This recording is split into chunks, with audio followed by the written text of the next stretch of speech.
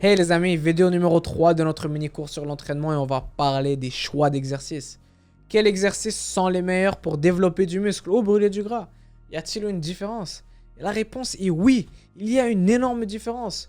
Que vous souhaitez développer vos muscles ou brûler du gras, choisir le bon exercice est très important pour vous aider à atteindre vos objectifs.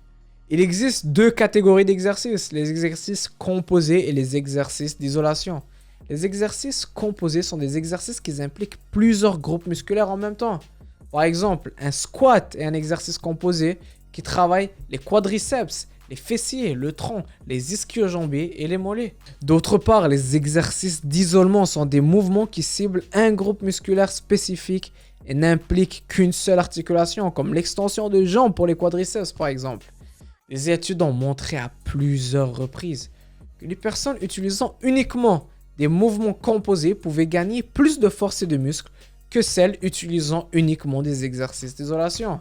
Les mouvements composés travaillent plus de muscles en même temps, créent plus de stimulation musculaire, brûlent plus de calories, augmentent la fréquence cardiaque, aident à améliorer la coordination, augmentent la force et la masse musculaire. Quelques exemples sont le développé couché, le développé militaire, les deadlifts, squats, le rowing penché, les tractions, etc.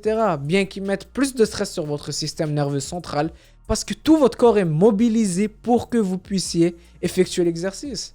Trop en faire et surtout trop faire de séries à l'échec peut causer des inconvénients. Il est donc important de les faire au bon moment et faire une quantité adéquate pour en tirer le plus sans surcharger votre système nerveux.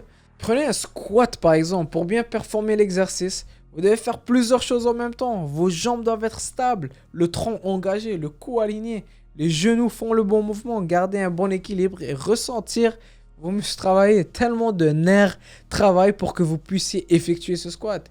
Essayez de faire 20 séries de squats et voyez à quel point c'est épuisant mentalement et physiquement par rapport à 20 séries d'extension de jambes. Les exercices d'isolement sont parfaits pour vous permettre de vous concentrer sur une zone spécifique. Ils vous aident à corriger les déséquilibres musculaires, à travailler autour et à guérir une blessure, à activer un muscle spécifique pour qu'il se déclenche mieux et à développer votre masse musculaire. Quelques exemples sont les biceps curls, les extensions de jambes, les extensions de mollets ou de triceps. Ils ne créent pas autant de stress sur le corps et le système nerveux et peuvent donc être amenés à l'échec plus souvent et cela mènera même à plus de fibres musculaires activées. La bonne nouvelle est que nous avons accès à des exercices composés et des exercices d'isolement dans la salle de sport. Et les utiliser tous les deux de la bonne manière serait l'idéal pour des résultats optimaux, que vous souhaitiez vous muscler ou perdre de la graisse. Ils ont tous de leur propre place dans un programme optimal. Oui, les squats sont supérieurs aux extensions de jambes 100%, mais après avoir effectué vos squats et avoir tiré le maximum, votre tronc et vos muscles stabilisateurs peuvent se fatiguer avant vos quadriceps. Vos quadriceps peuvent encore supporter, mais faire plus de squats vous conduira à compenser au niveau de la forme, augmenter le risque de blessure et à stresser inutilement le système nerveux. Ce que vous pouvez faire dans ce cas-là, ce sont des extensions de jambes sur la machine en isolant vos quadriceps pour activer et stimuler toutes les fibres musculaires. De cette façon, vous auriez le meilleur des deux mondes. Vous avez donné à votre corps suffisamment de stress pour qu'il réagisse sans surcharger ce système nerveux et causer des inconvénients. Il faut apprendre à s'entraîner intelligemment avant de s'entraîner fort.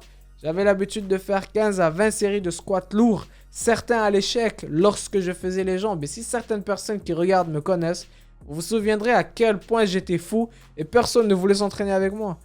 Je pensais que je devenais plus fort et je me musclais plus de la sorte, mais mon système nerveux était tellement épuisé que mon corps ne pouvait même plus bâtir de muscles. En effet, je devenais de plus en plus faible. Alors, utilisez les mouvements composés pour vos avantages. Faites-les correctement tout en les combinant avec les exercices d'isolation pour des résultats optimaux.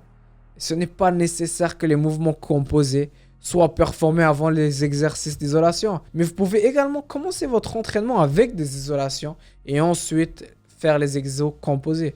J'utilise cette technique pour pré-épuiser un muscle, l'activer et le réchauffer avant les charges lourdes.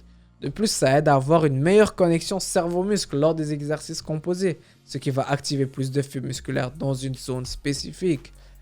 Ce que je veux que vous compreniez, c'est que vous avez besoin des deux types d'exercices dans un programme optimal.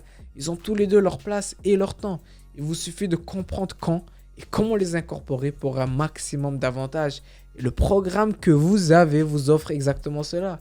Je crée chaque programme en fonction de nombreux facteurs liés à vos besoins et je m'assure toujours que vous tiriez le meilleur de chaque exercice sans surcharger votre système. J'espère que vous avez appris quelque chose dans cette vidéo. La prochaine vidéo sera très importante aussi. J'espère vous voir. À bientôt. Ciao!